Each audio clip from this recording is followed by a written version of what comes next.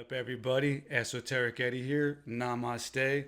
Welcome to the Esoteric Spotlight series. This is a new series in which I'm going to be briefly going over people, places, or events. And I'm starting this series because I'm a very busy guy, and I'm also very busy even within my scholarly work. Always writing, always working on new documentaries. Just a whole bunch of stuff. I'm in the middle of finishing another book right now. So as much as I would love to turn every idea I have into a full-length documentary, I just do not have that kind of time. So I'm starting this series to kind of just briefly go over cool things that I think would add value to the esoteric community. And it's not going to be a very visual series. I'll admit that right now. So, whatever you're doing, just kick back, relax, and enjoy the listen, enjoy the information. I may throw up a couple, pictures, maybe some small clips here and there. But again, this is mostly audio, mostly just a laid back series. Yeah, let's get it going. What's up, everybody? This is Esoteric Eddie. Namaste. Welcome to the first episode of the Esoteric Spotlight. Again, these series are going to be mostly audio, but I'll throw up some visual. So, whatever you're doing, kick back, relax, and enjoy the information. And I'm also just going to be basically quoting directly from the sources that I use to work up my notes, and I'll leave all of those sources in the description so you can look at them a bit deeper. But yeah, this first episode is going to be on Paramahansa Yogananda, and I'm doing it on him because I've always been fascinated with him and his work, and it has impacted my life ever since I learned about him many years ago. And I think it's a good topic because here in America specifically, we love yoga.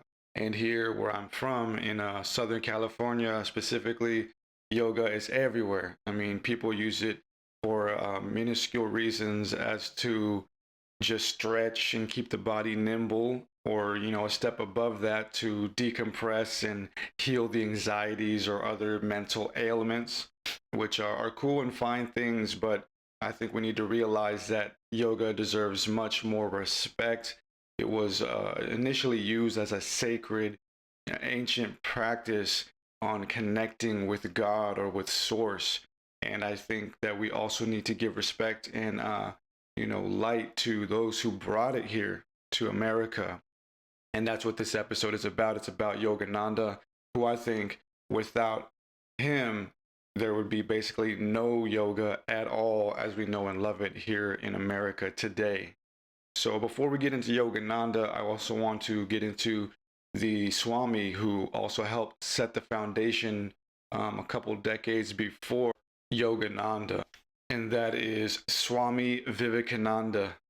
All right, so I'm going to just get into it. I'm going to be reading these quotes from my notes, and be chiming in here and there. So sit back, relax, and enjoy.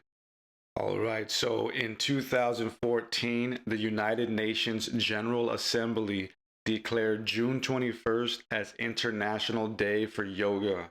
Again, we love yoga, and it's a huge part of our daily life in today's culture. But Swami Vivekananda was the first person to bring yoga to America. And here is a quote from Swami Vivekananda. In America is the place, the people, the opportunity for everything new. Swami Vivekananda learned from his guru, Sri Ramakrishna, that the world's religions are but various phases of one eternal religion, and that spiritual essence could be transmitted from one person to another. He set about to bring that transmission to America. His first speech was at the World Parliament of Religions in Chicago, and that speech is about 11 pages long, and I've picked out a few quotes that I think are pretty awesome and interesting, so I'm going to go ahead and read those to you now. Quote, I thank you in the name of the most ancient order of monks in the world. I thank you in the name of the mother of religions. I am proud to belong to a religion which has taught the world both tolerance and universal acceptance. We believe not in universal toleration, but we accept bliss. Even ye that reside in higher spheres, I have found the Ancient One, who is beyond all darkness, all delusion. Knowing him alone, you shall be saved from death over again. Thus it is that the Vedas proclaim not a dreadful combination of unforgiving laws, not an endless prison of cause and effect, but that at the head of these laws, in and through every particle of matter and force, stands one by whose command the wind blows, the fire burns, the clouds rain, and death stalks upon the earth. And what is his nature? He is everywhere, the pure and formless one, the Almighty and the All Merciful. Thou art our Father, thou art our Mother, thou art our beloved friend, thou art the source of all strength. Give us strength. Thou art he that beareth the burdens of the universe. Help me bear the little burden of all this life. Thus sang the rishis of the Vedas. And how to worship him? Through love. He is to be worshipped as the one beloved, dearer than everything in this and the next life. End quote. So as you can see, Swami Vivekananda was a very deep yogi, and I think it is fascinating to realize that he was probably the only Indian, if not the only Hindu, in America at that time giving this speech in front of all these affluent upper middle class Americans, just opening their minds and setting the foundations for what would become yoga and meditation here in the States. I mean, it's just fascinating. There was no yoga prior to this man coming here and speaking those beautiful and powerful words. And here's another quote from Swami Vivekananda. Through practice comes yoga. Through yoga comes knowledge. Through knowledge comes love. And through love comes bliss. I love that quote. I think it shows what should be a natural and positive progress of yoga and meditation within your life. And the word yoga is derived from the Sanskrit root yuj, meaning to join or to yoke or to unite. As per yogic scriptures, the practice of yoga leads to the union of individual consciousness with that of the universal consciousness, indicating a perfect harmony between the mind and body, man and nature. Again, as you can see, yoga was originally meant to be a sacred and divine practice that conjoins the mechanisms of the body, being the brain, the heart, the breathing, the mind, and all of these different aspects of the body to connect to God. You know, it wasn't just to stretch the body or decompress because somebody cut you off in traffic or whatever. You know, although those usages are good purposes to utilize yoga, I think that it is something with a much more deeper potential for humanity in our conscious upliftment. All right, so Swami Vivekananda talked about the four yogas. His great emphasis was on four yogas, namely Bhakti, Karma, Jnana, and Raja Yoga.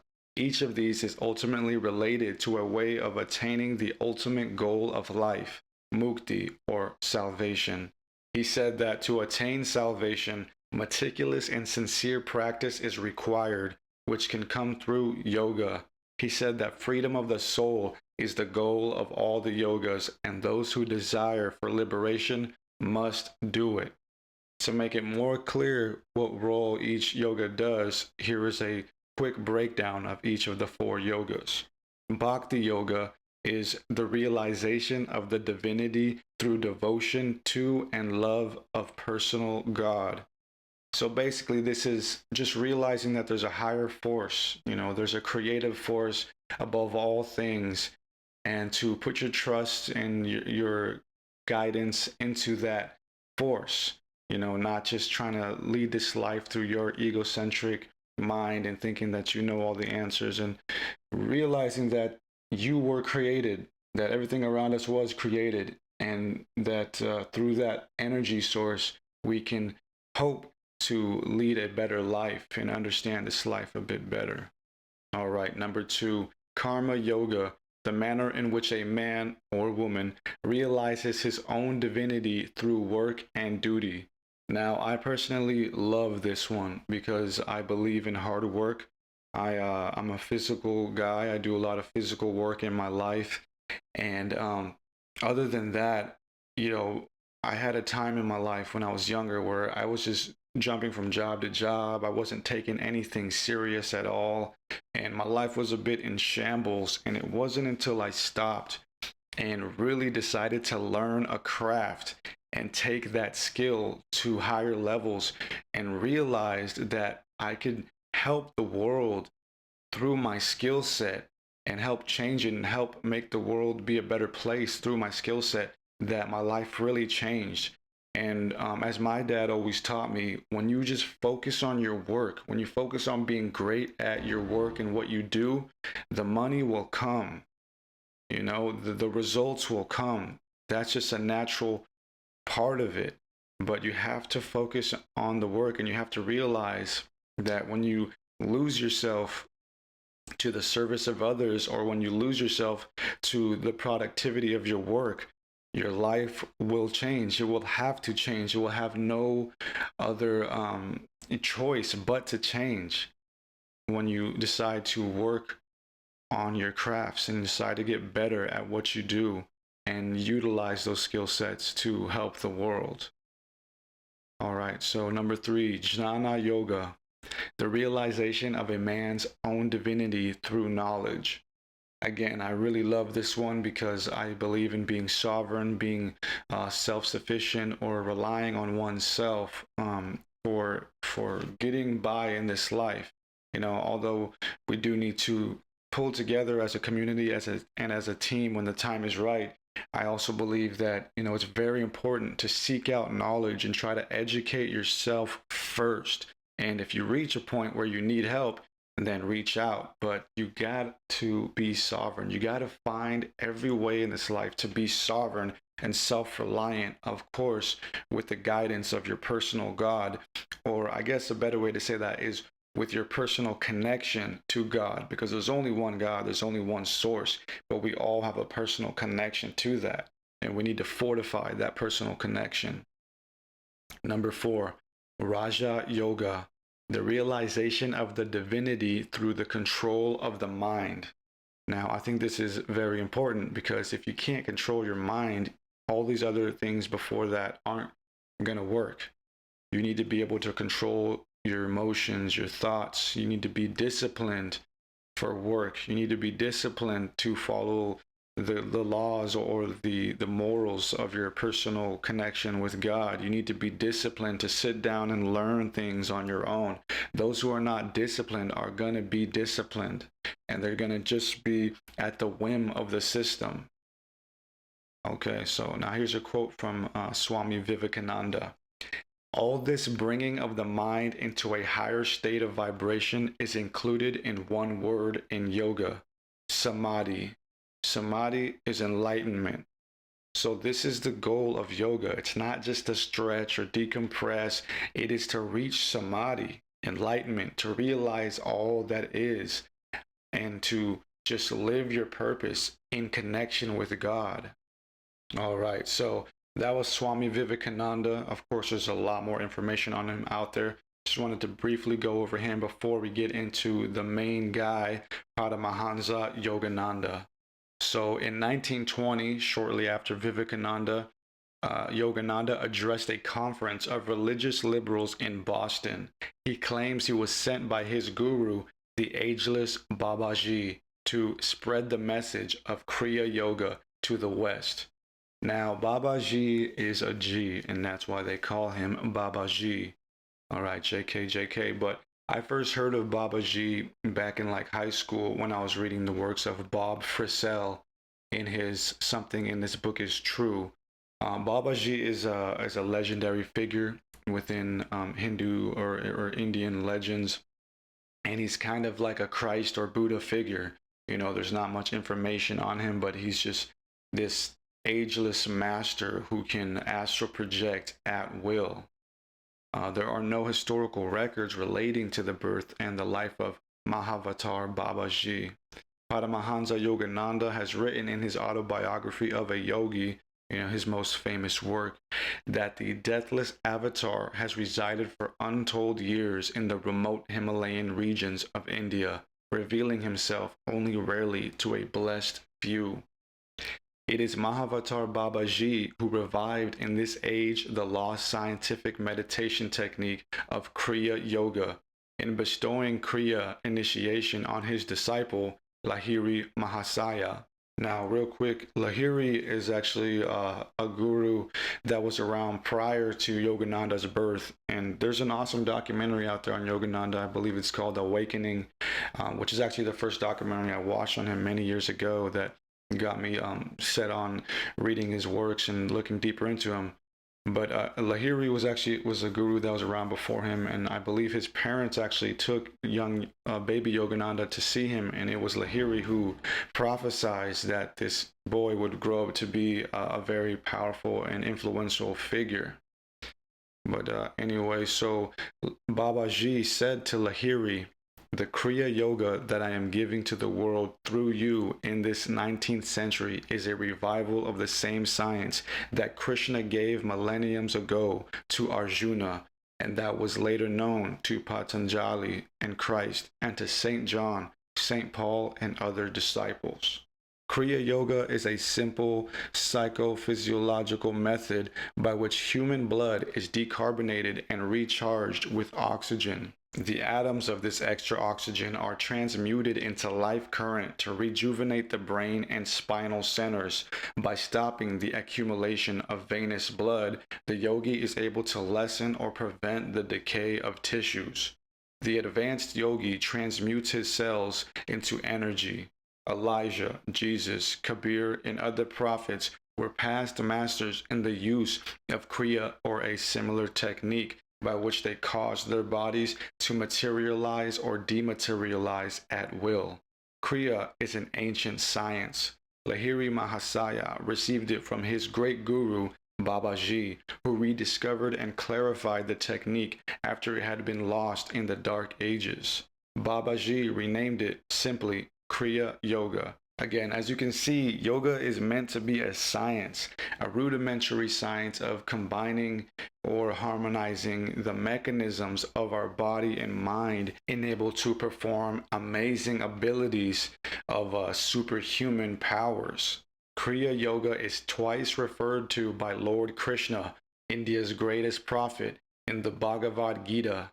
One stanza reads, "Offering the inhaling breath into the exhaling breath, and offering the exhaling breath into the inhaling breath, the yogi neutralizes both breaths. Thus, he realizes prana from the heart and brings life force under his control." The Bhagavad Gita, IV 29. Again, this is ancient. I mean, the Bhagavad Gita is a relatively very old text, and it's quoting, the supposed Lord Krishna, and here it is, talking about this science of being able to utilize the mechanisms of the body to ascend reality. And it kind of reminds me of the CIA document Project Gateway, which studied Dr. Robert Monroe's work of combining both hemispheres of the brain in order to do similar things as Kriya Yoga. And also like Wim Hof, right, who teaches you how to utilize breathing techniques to also induce these superhuman abilities. So this is a science. It's a rudimentary science that is available to all of us. All right, so here's another quote from the Bhagavad Gita mentioning Kriya Yoga. "That meditation expert becomes externally free who, seeking the supreme goal, is able to withdraw from external phenomena by fixing his gaze within the mid-spot of the eyebrows and by neutralizing the even currents of prana and apana within the nostrils and lungs, and to control his sensory mind and intellect, and to banish desire, fear, and anger." Again, here you can see that yoga is meant to utilize the mind in its superhuman abilities to be able to control the autonomic sensory apparatuses of our body, right? Like the heart just beats on its own, it's autonomic. The lungs just breathe on their own, it's autonomic. But also the mind just runs crazy, it's autonomic as well. That's why you have all these desires, these fears, these lusts. And to be able to tap in and banish all of that and focus, have some laser light focus on your goal and what it is you're trying to achieve, that is one of the awesome usages of Kriya Yoga. All right, so Yogananda was born Mukunda. According to his autobiography of a yogi, he was 11 years old when his mother died, and just before the marriage of his eldest brother, Ananta, she left behind a sacred amulet for Mukunda, given to her by a holy man who told her that Mukunda was to possess it for some years, after which it would vanish into the ether from which it came. After finishing high school, Yogananda formally left home and joined a hermitage. However, he soon became dissatisfied with its insistence on organizational work instead of meditation and God perception. At the age of 17, he met his guru, Swami Sri Yukteswar Giri. At that time, his well-guarded amulet mysteriously vanished, having served its spiritual purpose. In his autobiography, he describes his first meeting with Sri Yukteswar as a rekindling of a relationship that had lasted for many lifetimes. And here is a quote from Yogananda about the experience of meeting his guru for the first time. We entered a oneness of silence. Words seemed the rankest superfluities. Eloquence flowed in soundless chant from heart of master to disciple. With an antenna of irrefragable insight, I sensed that my guru knew God and would lead me to him. The obscuration of this life disappeared in a fragile dawn of prenatal memories. Dramatic time, past, present, and future are its cycling scenes. This was not the first son to find me at these holy feet. End quote. So Yogananda kind of locked eyes with his guru and just instantly had like an intense deja vu moment where he just knew that this was meant to happen. Later on, Yukteswar informed Yogananda that he had been sent to him by the great guru of their lineage, Mahavatar Babaji, for a special world purpose of yoga dissemination. Shortly before Yogananda left for America in 1920, Mahavatar Babaji came to his home in Calcutta, where he was sitting deeply praying for divine assurance. Babaji said to him, "Follow the behest of your guru and go to America. Fear not, you shall be protected. You are the one I have chosen to spread the message of Kriya Yoga in the West." Yogananda received an invitation from the American Unitarian Association to serve as India's delegate to an international congress of religious liberals convening that year in Boston. Yogananda spoke at the International Congress in early October and was well received. Later that year, he founded the Self-Realization Fellowship to disseminate worldwide his teachings on India's ancient practices and philosophy of yoga and its tradition of meditation. All right, so the SRF, the Self-Realization Fellowship, is an awesome organization, and if you haven't heard of it, I advise you to look it up. Back in San Diego, where I grew up, there actually is an awesome SRF located right on the coast in a city called Encinitas. And growing up, I used to pass by it all the time. And it's just a huge, beautiful temple. And when I was young, I didn't really know what it was. But it wasn't until I, later watched Yogananda's documentaries and read his books that I realized how important this place was. And so I like to go there every now and then to just check it out, walk around and meditate. And it's awesome because there's a house there that's gated or sectioned off in which Yogananda used to live in and actually spent some of his last days writing his autobiography in. So it's a very awesome place with intense energy. And quick little funny story. There was another one in a place called Valley Center in San Diego, hidden in the mountains. And me and my wife at the time went to go check it out, and it was a really hot day. So, we were dressed for summer, and as we were cruising around, we started walking to the hillside. And this monk comes running after us, just wait, stop. And we're just like, what the heck? And he's like, just trying to catch his breath. And he's like, sorry, but you can't go over there. You know, the monks are in practice. They're celibate. They're meditating. They're fasting, and there are no women allowed. And so we're like, okay. We just politely left, and we didn't realize that wearing some booty shorts was about to tear down the world and destruct the spiritual peace of the universe. But hey, luckily that monk stopped us. All right, so Yogananda spent the next 4 years in Boston in the interim. He lectured and taught on the East Coast, and in 1924 embarked on a cross-continental speaking tour. Thousands came to his lectures. During this time, he also attracted a number of celebrity followers. In 1925, he established an International Center for Self-Realization Fellowship in Los Angeles, California, which became the spiritual and administrative heart for his growing work. Yogananda was the first Hindu teacher of yoga to spend a major portion of his life in America. He lived in the United States from 1920 to 1952. Again, the guy was a pioneer. I mean, without him, there would be no yoga in America as we know and love it today. But of course, Yogananda was gaining fame and was just growing and spreading this love and awesome, powerful doctrine of yoga all around the States. But with the good came the bad. And Yogananda was put on a government watch list and kept under surveillance by the FBI and the British authorities, who were concerned about the growing independence movement in India.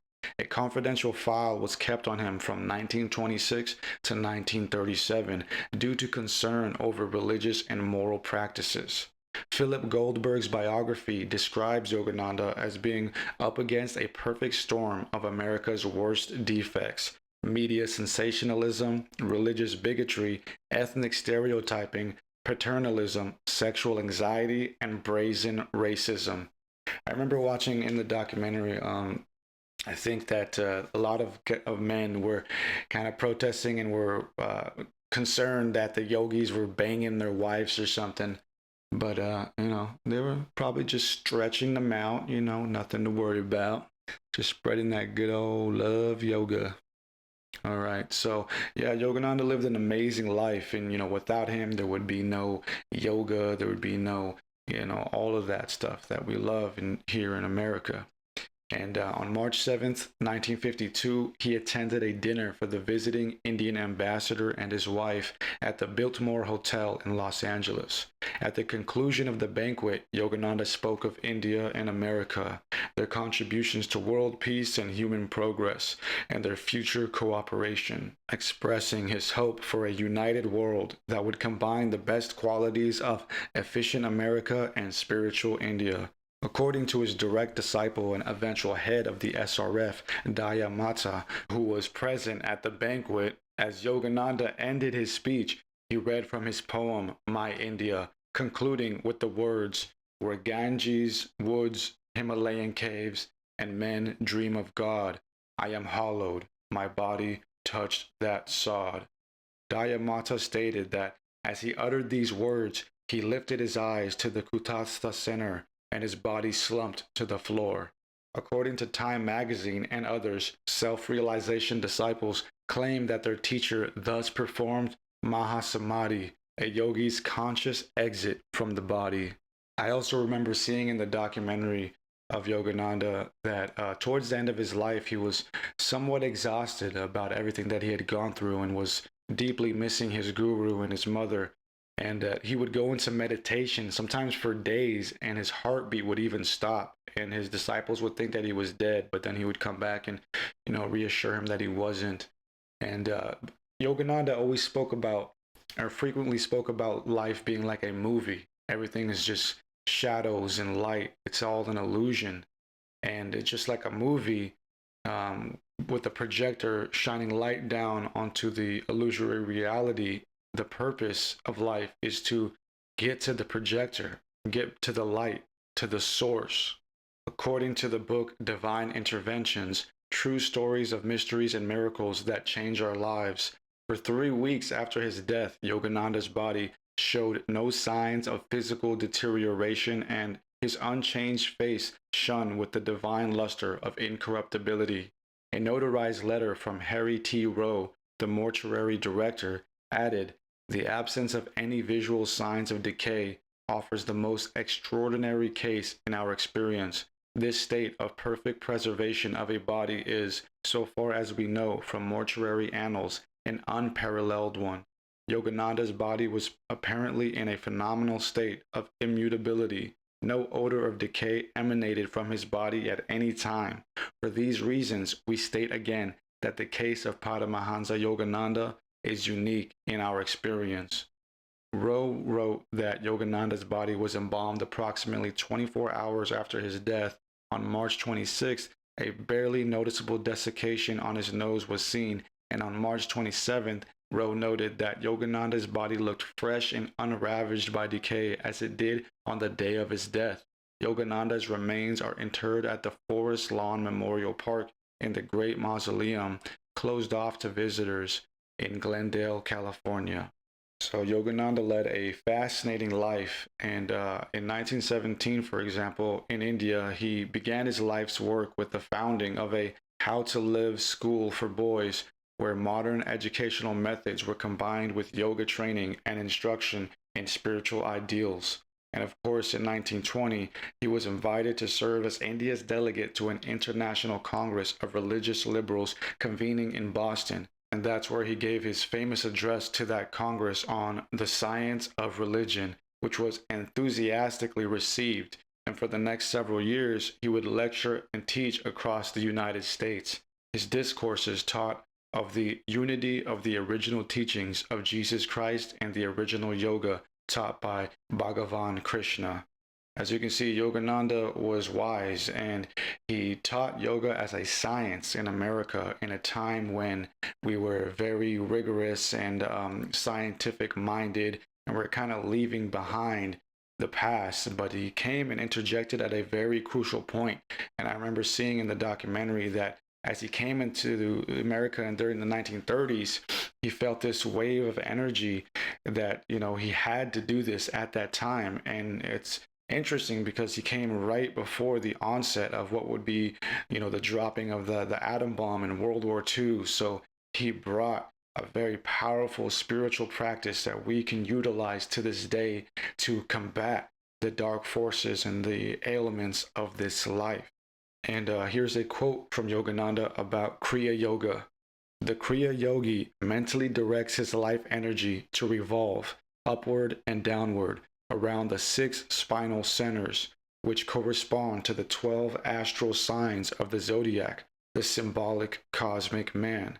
1/2 minute of revolution of energy around the sensitive spinal cord of man effects subtle progress in his evolution. That 1/2 minute of Kriya equals 1 year of natural spiritual unfoldment." All right, so that was the Esoteric Spotlight on Paramahansa Yogananda, who without there would be no yoga in America as we know and love it today. I hope you enjoyed that. Make sure to check out my other videos and make sure to follow me on Instagram to keep up to date with other content and behind the scenes stuff. Thank you. Namaste.